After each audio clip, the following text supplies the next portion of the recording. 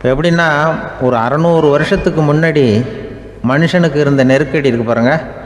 ஒரு 600 வருஷத்துக்கு முன்னாடி மனுஷனுக்கு எவ்வளவு நெருக்கடி இருந்ததோ அதுபோல் 40 பங்கு இப்போ அதிகமாகிட்டு தான் கண்டுபிடிச்சி சொல்லியிருக்கிறாங்க. அவ்வளவு நெருக்கடிக்கு மத்தியில் நாம் வாழ்ந்துக்கிட்டு இருக்கிறோம். ஒரு 600 வருஷத்துக்கு முன்னாடி என் தலையில் 1 கிலோ வச்சுக்கிட்டு நின்னேன்னு வைங்க, இப்போ 40 கிலோ வச்சுக்கிட்டு நிற்கிறேன். அப்படி ஒவ்வொரு மனுஷனுக்கும் வாழ்க்கையில் நெருக்கடி அதிகமாக போச்சு. இப்போ இந்த நெருக்கடியில் முன்னாடிலாம் யாரோ ஒருத்தர் தான் தியானம் பண்ணுவாங்க.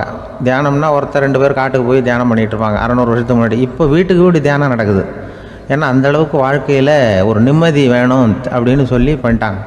அதுக்கு தான் இயற்கை கொடுத்துருக்கிற ஒரு இயற்கையான வைத்தியம்தான் சிரிப்புங்கிறது. இதை பற்றி பெரியவங்கள்லாம் இப்போ ஆராய்ச்சி பண்ணிகிட்டு இருக்கிறாங்க. சிரிப்புங்கிறது நாம் பிறந்து ஒரு 6 மாதத்தில் தான் முதல் தடவையாக விவரமாக சிரிக்க ஆரம்பிக்கிறோமா. நம்ம பிறந்து 6 மாதத்துக்கு, அதாவது முதல் தடவை சிரிக்க ஆரம்பிக்கிறது ஒரு 6ஆவது வாரம், 1.5 மாதத்தில் தான் குழந்தை வந்து விவரமாக சிரிக்க ஆரம்பிக்குது. அப்புறம் அப்படியே சிரிக்க ஆரம்பிக்கிறோமா. அதையெல்லாம் இப்போ கணக்கு எடுத்துருக்குறாங்க.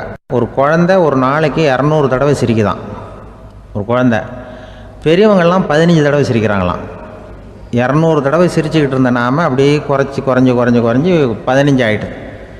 அதனால தான் இருதய நோயெல்லாம் வருது, ஹார்ட் அட்டாக்லாம் வருதுன்னு கண்டுபிடிச்சிருக்கிறாங்க.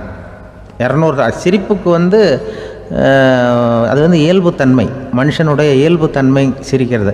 அதுக்கு ஜோக்கே தேவைப்படாது. ஆனால் இப்போ காலங்காலமாக நாம் என்ன போதிக்கப்பட்டு வந்திருக்கிறோம்னா, சிரிப்புங்கிறது ஒரு பாவமான செயல். ஒரு முதலாளிக்கு முன்னாடி தொழிலாளி சிரித்தா மரியாதை குறைச்சல், ஒரு கணவனுக்கு முன்னாடி மனைவி சிரித்தா மரியாதை குறைச்சல், அது மாதிரி ஒரு வாத்தியாருக்கு முன்னாடி பையன் சிரித்தா மரியாதை குறைச்சல், ஒரு ஆஃபீஸருக்கு முன்னாடி பியூனு சிரித்தா மரியாதை குறைச்சல், இப்படின்னு சொல்லி சிரிப்புங்கிறது ஏதோ மரியாதை குறைவான செயல்னு காலங்காலமாக நாம் போதிக்கப்பட்டு வந்திருக்கிறோம். இப்போ மரபு ரீதியாகவே அந்த சிரிப்பு வந்து நம்மகிட்ட சிறைப்பட்டுருக்கு தான், அடங்கி போச்சு. அந்த சிறைப்பட்டிருக்கிற சிரிப்பை வெளியில் கொண்டு வர்றதுக்கு தான் ஜோக்குன்னு ஒரு சாவியை போட வேண்டியிருக்கு.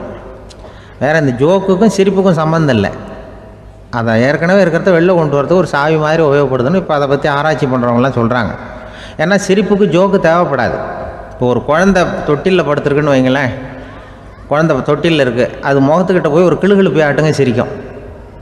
அந்த கிளுகிழுப்பை சத்தமே சிரிக்க வைக்கிறதுல அதுதான் மனுஷனுடைய இயல்புத்தன்மை. அது என்ன ஜோக்காது? சத்தம்.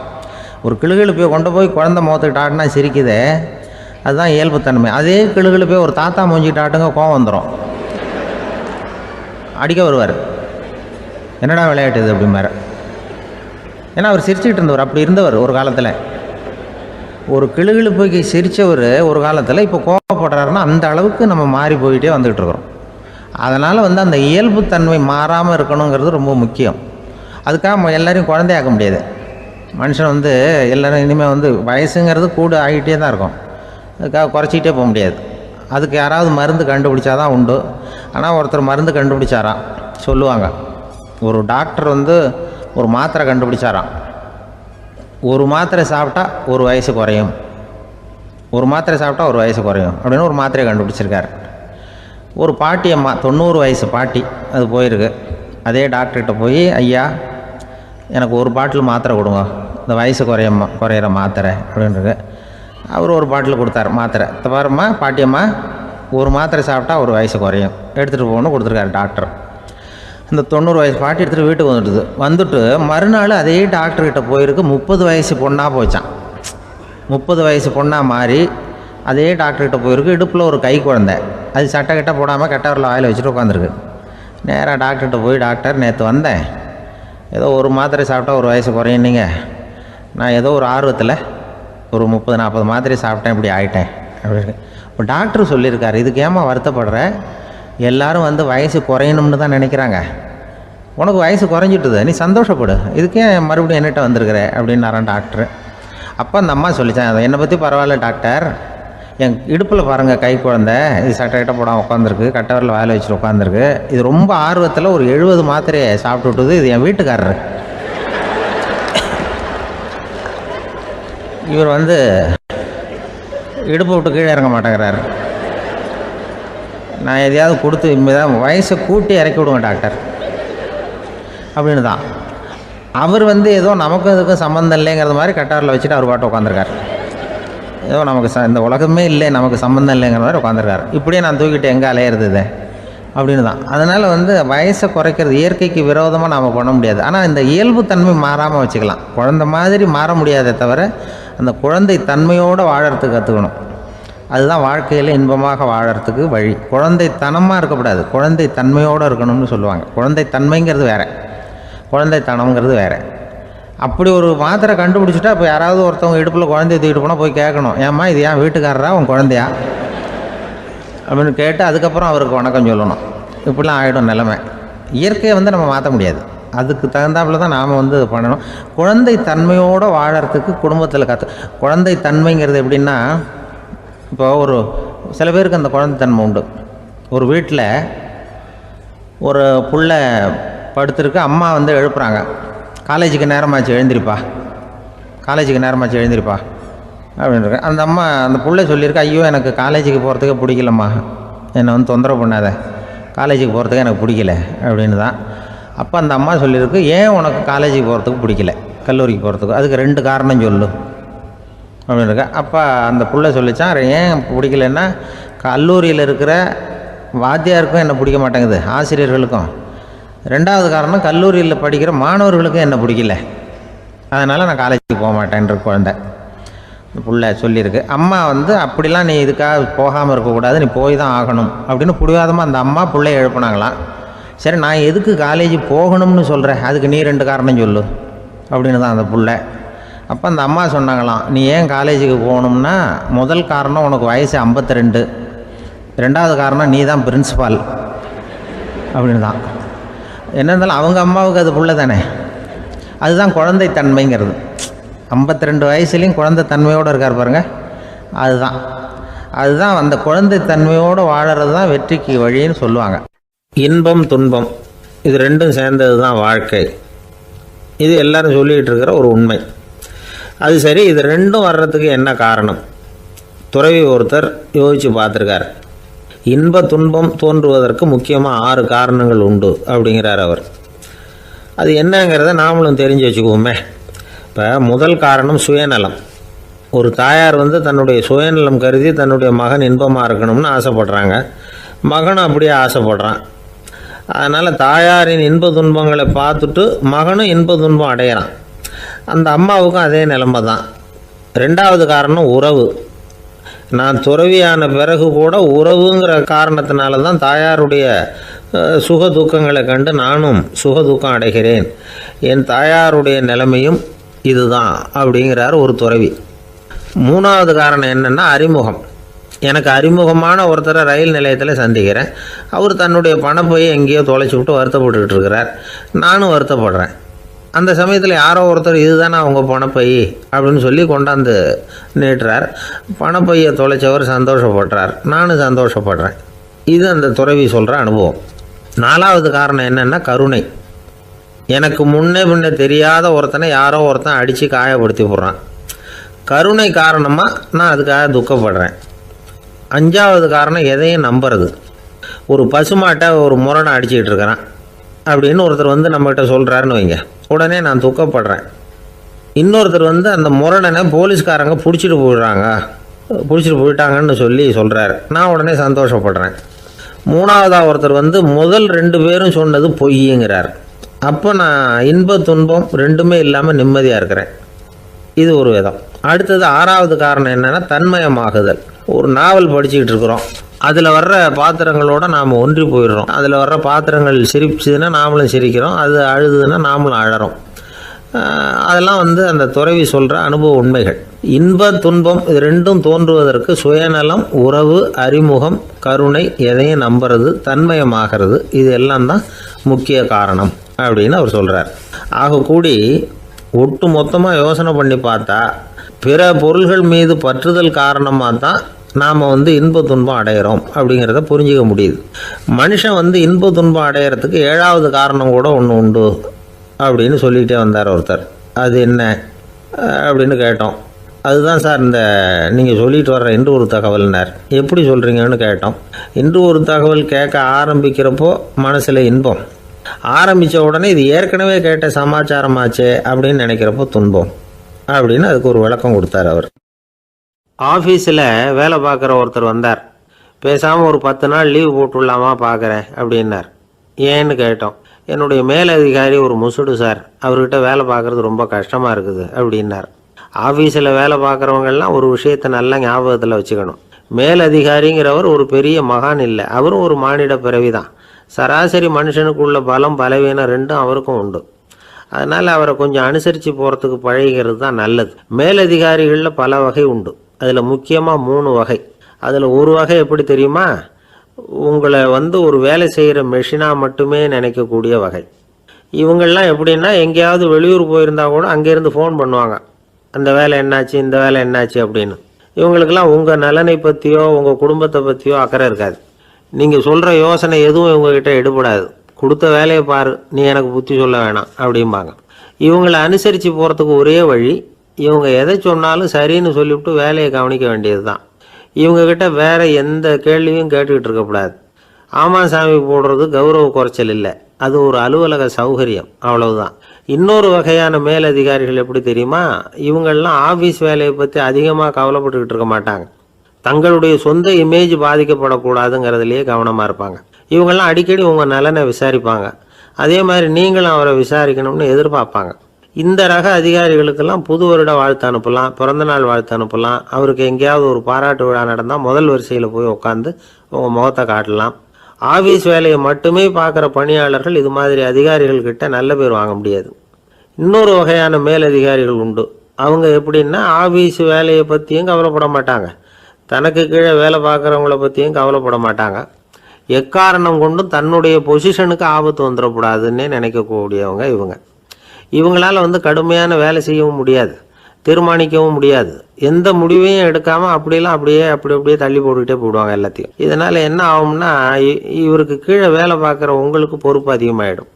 இவங்ககிட்ட போய் பிரச்சனையை மட்டும் சொல்லி பிரயோஜனம் இல்லை, அதுக்கான முடிவுகளை நீங்களே சொல்லணும். அப்போ தான் இது மாதிரி அதிகாரிகள்கிட்ட நல்ல பேர் வாங்கலாம். அட்லீஸ்ட் கெட்ட பேர் வாங்காமலாவது காலம் தள்ளலாம். ஆஃபீஸில் வேலை பார்க்குறவங்க முக்கியமாக சில விஷயங்களை ஞாபகத்தில் வச்சுக்கணும். ஆஃபீஸில் நடக்கிற நல்லது கெட்டது எதுவாக இருந்தாலும் உடனடியாக மேலதிகாரிகிட்ட தெரிவிக்கிறது நல்லது. 3வது மனிதர் மூலமாக அதை அவர் தெரிஞ்சுக்கிறது அவ்வளவு நல்லதில்லை. எந்த மேலதிகாரியுமே தான் இந்த சர்பாஸ் செய்யப்படுறத விரும்புறதில்லை. அதனால் அவருக்கு தெரியாமல் மேலிடத்துக்கு மணி எழுதி போடக்கூடாது. அப்படி எழுதி போடுறவங்க சில பேர் இருக்கிறாங்க. நீங்களும் உங்கள் மேலதிகாரியும் தொழில் ரீதியாக ஒரே படிப்பு படித்தவராக இருக்கலாம்.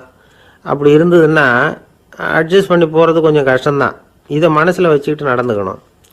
உங்களுக்கும் அவருக்கும் அபிப்பிராய பேதமா, அது அவருக்கும் உங்களுக்கும் உள்ள தனிப்பட்ட பிரச்சனை, அதை விளம்பரப்படுத்திக்கிட்டு இருக்கக்கூடாது.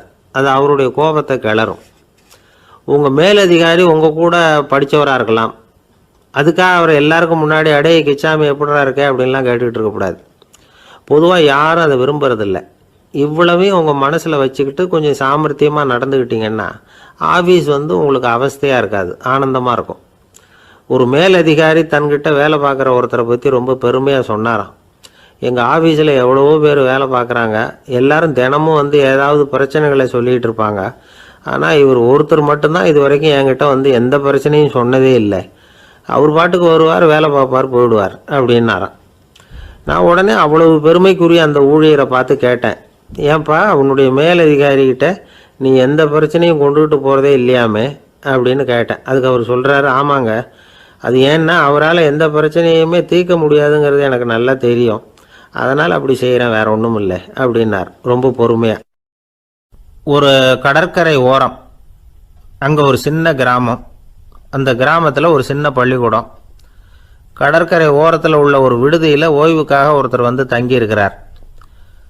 பள்ளிக்கூடத்தில் ஏதோ விழா நடக்கிறது மாதிரி தெரிஞ்சுது. உடனே அவர் அந்த பக்கமாக வந்தார். இங்கே என்ன நடக்குதுன்னு விசாரித்தார். பள்ளி ஆண்டு விழா நடக்குதுன்னாங்க. உடனே போனார். கண்காட்சி ஒன்று வச்சுருந்தாங்க, உள்ளே போய் பார்த்தார். பள்ளிக்கூடத்தில் படிக்கிற மாணவர்களே சொந்தமாக தயார் பண்ண பொருள்களை காட்சிக்கு வச்சுருக்கிறாங்க. அந்த ஊர் மக்கள்லாம் அதை கூட்டமாக போய் பார்த்துக்கிட்டு இருக்கிறாங்க.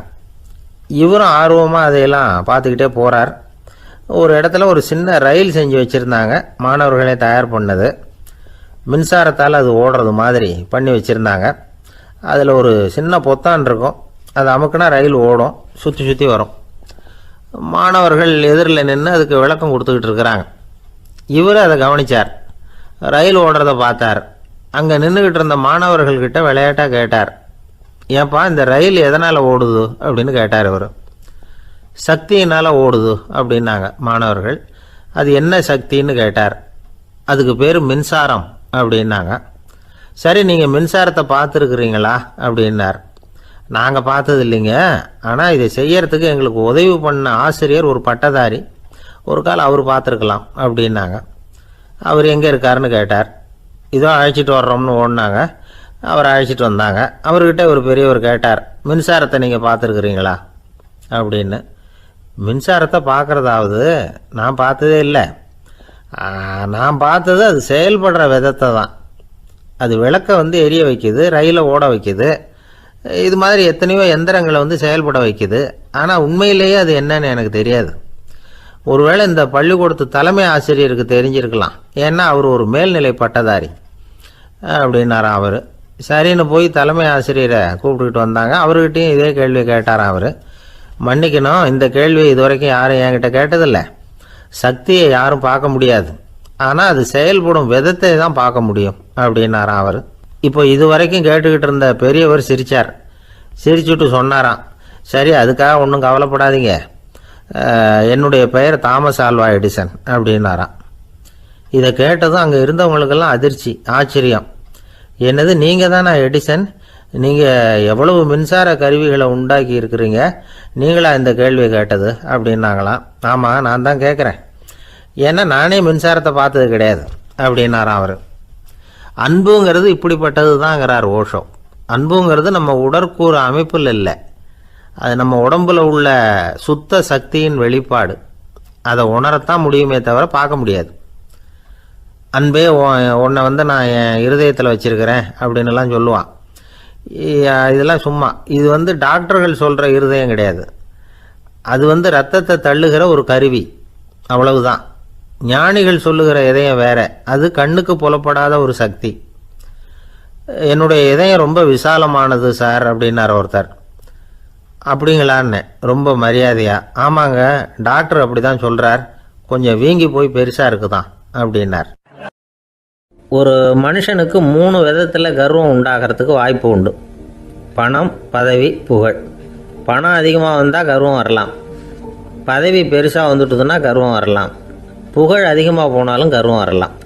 இந்த 3 வகையான கர்வத்துக்கும் இடம் கொடுக்காமல் இருக்கிறாங்க பாருங்கள், அவங்க தான் சிறந்த மனிதர்கள். ஒரு பெரிய பொறுப்பில் இருக்கிறவங்களுக்கு கர்வம் வந்துடக்கூடாது. அப்படி வந்துட்டுதுன்னா அது எல்லாருக்கும் இடைஞ்சல். ஒரு ராஜா இருந்தார். அவர் ஒரு நாள் தன்னுடைய தலைநகரத்தை சுற்றி வந்துக்கிட்டு இருந்தார். ஒரு இடத்துல ஒரு அழகான நிலத்தை பார்த்தார். ஆஹா, இந்த இடத்துல நமக்குன்னு ஒரு மாளிகையை கட்டினா எவ்வளோ நல்லாயிருக்கும் அப்படின்னு நினச்சார். ராஜா நினச்சா அது முடியாத காரியமா? சரி, இந்த நிலம் யாருக்கு சொந்தம்னு விசாரிங்க அப்படின்னார் பக்கத்தில் இருந்தவங்கக்கிட்ட. அவங்கெல்லாம் ஓடி போய் விசாரித்தாங்க. அந்த இடம் ஒரு வயசான கிழவிக்கு சொந்தம், வயசான அம்மாவுக்கு சொந்தமாக. அந்த அம்மா தான் அதில் ஒரு குடிசையை போட்டு குடியிருந்துக்கிட்டு இருக்கிறாங்க. சரி, அந்த நிலத்துக்கு ஒரு விலையை நிர்ணயம் பண்ணி அதை அந்த வயசான அம்மாக்கிட்ட கொடுத்துருங்கோ அப்படின்னு உத்தரவு போட்டார் ராஜா. ஆனால் அந்த அம்மா, இது எங்கள் பூர்வீக இடம், இதை விற்க மாட்டேன் அப்படின்னு சொல்லிவிட்டுது.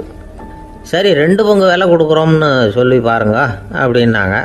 அப்படியே சொன்னாங்க அரண்மனை ஆட்கள். அதுக்கும் சம்மதிக்கலை அந்த அம்மா. இதை கேள்விப்பட்டதும் ராஜாவுக்கு கோபம் வந்துட்டுது. தன்னுடைய ஆளுங்களை கூப்பிட்டார். போய் அந்த குடிசையை பிரித்து எறிங்க, காசெல்லாம் ஒன்றும் கொடுக்காதீங்க அப்படின்னு கத்தினார். அவ்வளோதான். அடுத்த நிமிஷம் அரண்மனை ஆசாமிகள் போனாங்க, குடிசையை பிரித்து எறிஞ்சாங்க. அந்த வயசான அம்மா இருக்குது, அதுவும் அந்த இடத்த விட்டு துரத்தி விட்டாங்க. அந்த இடத்துல ஒரு அரச மாளிகையை கட்டி முடிச்சிட்டாங்க. அந்த வயசான அம்மா பாவம், ராஜாவே இப்படி பண்ணால் யார்கிட்ட போய் முறையிட முடியும்?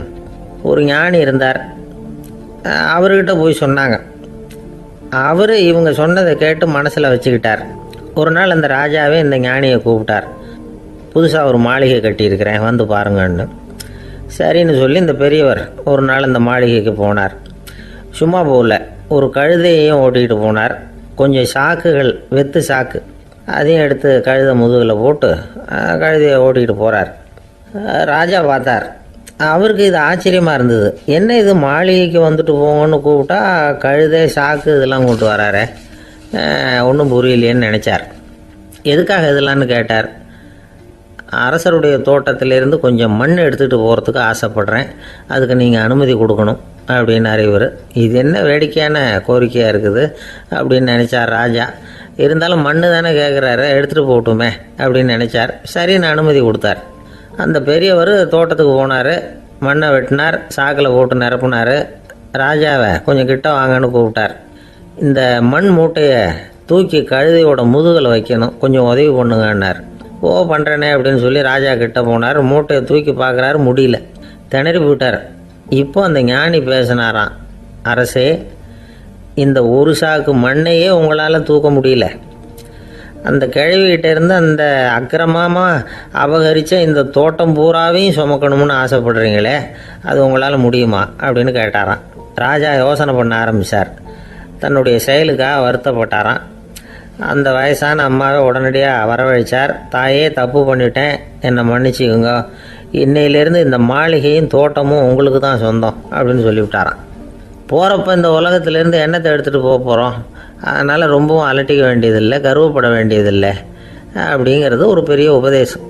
ஒரு பெரிய மனுஷன் சாக கிடந்தார், ரொம்பவும் அழுதார். ஏன் அழறீங்க அப்படின்னு கேட்டாங்க சுற்றி இருந்தவங்க. நான் சாகிறதுக்காக கவலைப்படலை, நான் நம்ம ஜனங்களுக்காக எவ்வளவோ காரியம்லாம் செஞ்சுக்கிட்டு வந்தேன். நான் செஞ்சுக்கிட்டு வந்த சேவையை இனிமேல் யார் செய்ய போகிறாங்க, அது யாரால் முடியும், அதை நினச்சி தான் அழறேன் அப்படின்னாராம். ஒருத்தர் முன்னாடி வந்தார். அதுக்காக நீங்கள் கவலைப்படாதீங்க, உங்கள் சேவையை தொடர்ந்து செய்கிறதுக்கு என்ன மாதிரி இளைஞர் பட்டாலும் தயாராக இருக்குது, இருந்தாலும் எங்கள் கவலை என்னென்னா அப்படின்னு இழுத்தார். என்ன சொல்லுங்கன்னு கேட்டார் அவர். நீங்கள் இது வரைக்கும் என்ன சேவை செஞ்சுக்கிட்டு வந்தீங்க, அதுதான் எங்களுக்கு இன்னமும் புரியாத புதிராக இருக்குது அப்படின்னாராம் அவர். ஒரு நண்பர் யாருக்கோ ஃபோன் பண்ணிகிட்டு இருந்தார்.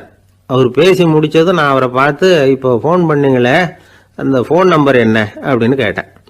அவர் தலையை சொரிஞ்சுக்கிட்டார், ஞாபகம் வரலன்னார்.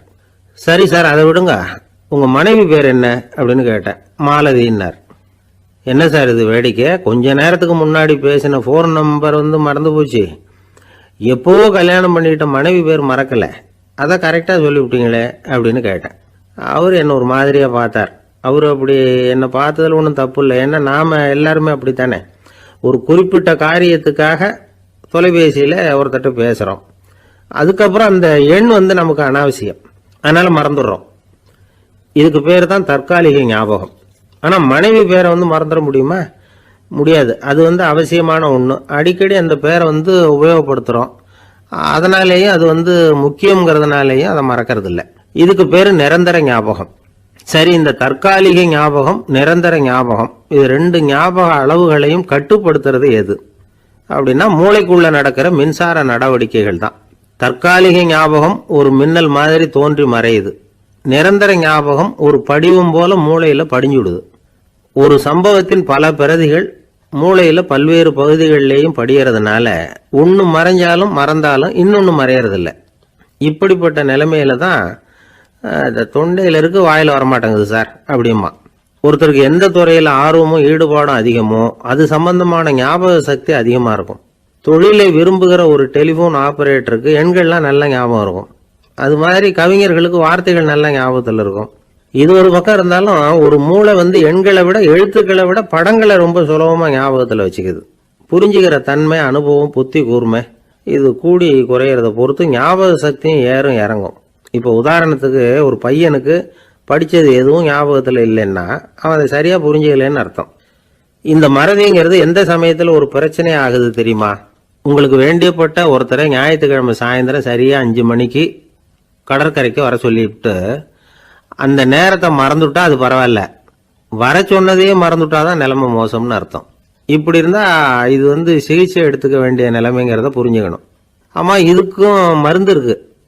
ஆனால் மூளை குறிப்பிட்ட அளவுக்கு கீழே இயங்குறப்போவோ இன்னொன்று சொல்லுவாங்க, இந்த நியூரோ டிரான்ஸ்மிட்டர் அப்படின்னு சொல்லுவாங்க.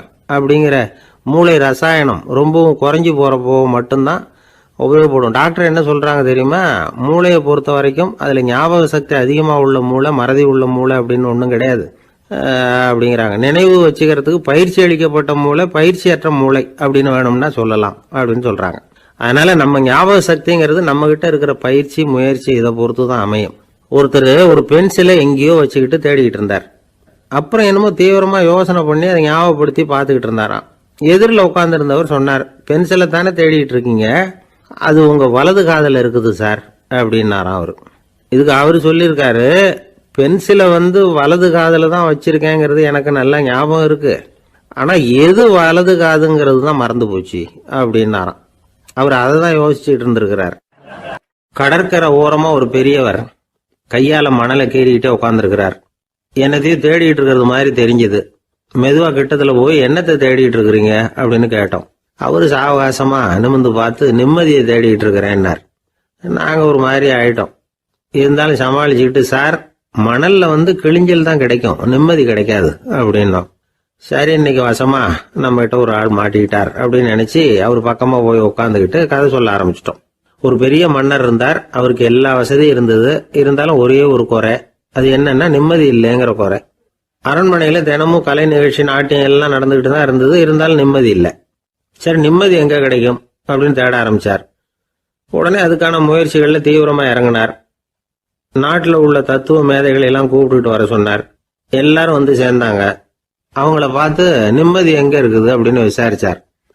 அவங்களுக்கு அது தெரிஞ்சா ஏன் இப்படி ராஜா முன்னாடி நின்றுட்டு இருக்க போறாங்க? ராஜாவோட கேள்விக்கு ஒவ்வொருத்தரும் ஒவ்வொரு மாதிரி விளக்கம் கொடுக்க ஆரம்பிச்சிட்டாங்க. எந்த பதிலும் ராஜாவுக்கு திருப்தி அளிக்கக்கூடிய அளவுக்கு இல்லை. சரி, போயிட்டு வாங்கன்னு சொல்லி அவங்களெல்லாம் அனுப்பி வச்சுட்டார். ஒரு நாள் அவர் மாளிகையில உப்பரிகையில நின்றுட்டு இருக்கிறார். அந்த சமயத்துல தெருவில் ஒரு பிச்சைக்காரன் ரொம்ப உல்லாசமா பாட்டு பாடிக்கிட்டே போய்கிட்டு இருக்கிறான். குரல்ல ஒரு சந்தோஷம், நடையில ஒரு மிடுக்கு. அவங்ககிட்ட கொஞ்சம் கூட கவலை இருக்கிறதா தெரியல.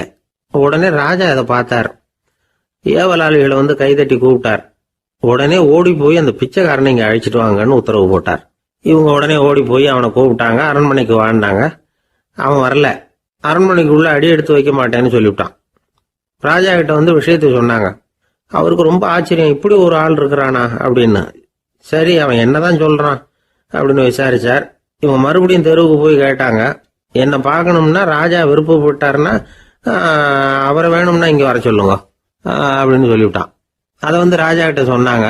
அவருக்கு கோபம் வரல. இவ்வளவு சுதந்திர உணர்வோடு இருக்கிறவன் சாதாரண ஆளா இருக்க முடியாது அப்படின்னு நினைச்சார். உடனே கிடுகிடுன்னு இறங்கி தெருவுக்கு வந்தார். பிச்சைக்காரங்கிட்ட போனார். நீ கவலைப்படாம சந்தோஷமா பாடிக்கிட்டு போறியே, அது எப்படி முடியுது உன்னால அப்படின்னு கேட்டார். ஏன் அப்படி கேக்குறீங்கன்னா, அவன் அதுக்கு இல்ல, எனக்கு அரண்மனையில எவ்வளவோ சுகபோகங்கள்லாம் இருக்கு, இருந்தாலும் நிம்மதி இல்லை. இது ஏன்னு எனக்கு தெரியல. இந்த தேசத்துல உள்ள அறிஞர்களை எல்லாம் கூப்பிட்டு கேட்டு பார்த்துட்டேன், அவங்களுக்கும் தெரியல. உன்னை கேட்டா தெரியும்னு நினைச்சேன், அதனாலதான் சந்திக்கிறதுக்கு ஆசைப்பட்டேன். ஆனா நீ வரமாட்டேன்னு விட்டியே அப்படின்னார். பிச்சைக்காரன் கடகடன்னு சிரிக்க ஆரம்பிச்சுட்டான். மகிழ்ச்சிக்கும் உங்களுக்கும் தடையா இருக்கிறது இந்த மாளிகை தான். இதை விட்டுட்டு வெளியில வந்துட்டா நிம்மதி தேடிட்டு வந்துடும்னா. நான் அரசன், எனக்குன்னு கடமைகள் இருக்கு, அதையெல்லாம் விட்டுட்டு எப்படி வர முடியும்னார் ராஜா. ரெண்டும் ஒரே நேரத்துல கிடைக்கணுங்கிறது முடியாத காரியம். உங்க சுகபோகத்துக்கு விலையாதான் உங்க நிம்மதியை கொடுத்துக்கிட்டு இருக்கிறீங்க. என்ன பாருங்க, என்கிட்ட எதுவும் இல்லை, அதனால எதுவும் போயிடுமோங்கிற பயமும் இல்லை, நிம்மதியா இருக்கிறேன் அப்படின்னா அவன். ராஜா உடனே சந்தோஷப்பட்டு தன்னுடைய மேலங்கியை எடுத்து அவனுக்கு பரிசா கொடுத்தாரான். அவன் சிரிச்சுக்கிட்டே அதை வாங்க மாட்டேன்னு விட்டானான். இதை நீங்க எனக்கு கொடுக்கறதுனால எந்த பயனும் இல்லை, அதே நேரத்துல அதை வாங்கிட்டேன்னா அடுத்த வினாடியிலிருந்து அதை எப்படி காப்பாத்துறதுங்கிற கவலை எனக்கு சேர்ந்துடும், அப்புறம் தூக்கம் வராது, நிம்மதி போயிடும் அப்படின்னானா. சொல்லிவிட்டு அவன் பாட்டுக்கு சந்தோஷமா பாடிக்கிட்டே போயிட்டான். நிம்மதி எங்க இருக்குங்கிறதையும் ராஜா தெரிஞ்சுக்கிட்டார். அந்த இடத்துக்கு தன்னால போக முடியாதுங்கிறதையும் அவர் புரிஞ்சுக்கிட்டார். இப்படி இந்த கதைய அந்த கடற்கரையில மணலை கீறிக்கிட்டே உட்கார்ந்துருந்தார அந்த பெரியவர்கிட்ட சொல்லி முடிச்சோம். அவர் முகத்துல ஒரு தெளிவு தெரிஞ்சது. எங்களை நிமிர்ந்து பார்த்தார். ரொம்ப நன்றிங்க, இப்ப எனக்கு தெரிஞ்சு போச்சு, நிம்மதி வேணும்னா அதுக்கு என்ன பண்ணணும்னு இப்ப நல்லா புரிஞ்சுக்கிட்டேன் அப்படின்னார். என்ன புரிஞ்சுக்கிட்டீங்கன்னு கேட்டோம். இனிமே இந்த பக்கம் வந்தா உங்க கண்ணுல படாத இடமா பார்த்து உட்காரணும்னு புரிஞ்சுக்கிட்டேன் அப்படின்னார். ஒரு நண்பர் சினிமா படம் தயாரிக்கிறவர், அவர்கிட்ட ஒரு நாள் பேசிக்கிட்டு இருந்தேன். அது எப்படி சார், நீங்க எடுக்கிற எந்த படமும் கையை கடிக்காத அளவுக்கு எடுத்துடுறீங்களே, அது எப்படின்னு கேட்டேன். அது ஒன்றும் பெரிய விஷயம் இல்லை சார். பெண்களுக்குன்னு சில உருக்கமான காட்சிகள், இளைஞர்களுக்குன்னு சில நடனங்கள், அடிதடி காட்சிகள், அப்புறம் வயசானவங்களுக்குன்னு சில ஆன்மீக காட்சிகள், சின்ன பிள்ளைங்களுக்கு சிரிப்பு, இப்படி எல்லாமும் சேர்த்து நான் படம் எடுக்கிறேன். மசாலா படம்னு பேர். இது ரொம்ப பெருசாக இல்லைன்னாலும் ஓரளவுக்கு சுமாராக ஓடிடும், கையை கடிக்காது அப்படின்னார். இது ஒரு உத்தி. சில பத்திரிகை ஆசிரியர்களும் இந்த உத்தியை கையாளுறது உண்டு. இந்த உத்திக்கு பார்னம் உத்தி அப்படின்னு பேர். பார்னம் எஃபெக்ட் அப்படின்னு சொல்லுவாங்க.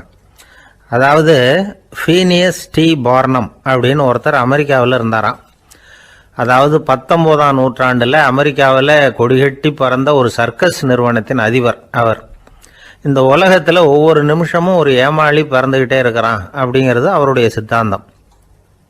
ஒவ்வொருத்தரையும் திருப்திப்படுத்துகிற அளவுக்கு அம்சங்களை கொஞ்சம் கொஞ்சமாக கலந்து கேளிக்கை நிகழ்ச்சிகளை நடத்தினது தான் அவருடைய மகத்தான வெற்றிக்கு காரணம். அதனால் அந்த உத்தியை யார் கடைப்பிடிச்சாலும் சரி, அதுக்கு பார்னம் உத்தி அப்படின்னு பேர் வந்துட்டுது. ஜோசியம் சொல்கிறவங்களுக்கும் இந்த உத்தி தான் கை கொடுக்குது. ஒரு விஷயத்தை ஒருத்தருடைய கோள் நிலைகள் அல்லது கையெழுத்து நிரூபிக்கிறதாக அவர்கிட்ட சொன்னால் அதை அவர் நம்பிவிடுவார். ஆனால் அந்த விஷயம் நல்லதாக இருக்கணும், நேர்மையானதாக இருக்கணும், அதாவது பாசிட்டிவாக இருக்கணும். 8ஆம் இடத்துல குரு, 9ஆம் இடத்துல சனி, நீங்கள் ஒரு பெரிய மேதை தான் அப்படின்னு சொல்லுவாங்க. கேட்குறவங்களுக்கு அதை மறுக்கிறதுக்கு மனசு வராது. அப்படி சொல்லும் பொழுது கூடவே என்ன கொஞ்சம் முன்கோபம் அதிகமாக இருக்கும், இருந்தாலும் அது உடனே மறைஞ்சிரும் அப்படின்னு சில அற்ப விஷயங்களையும் சொன்னாலும் அதையும் சரிதான்னு சொல்லி ஒத்துக்குவாங்க. ஆளுமையை எடை போடுகிற ஒரு நிறுவப்பட்ட உத்தியின் மூலமாக தன்னுடைய குணாதிசயங்கள் கண்டுபிடிக்கப்பட்டதாக அவர் நம்புறது தான் இதுக்கு காரணம்.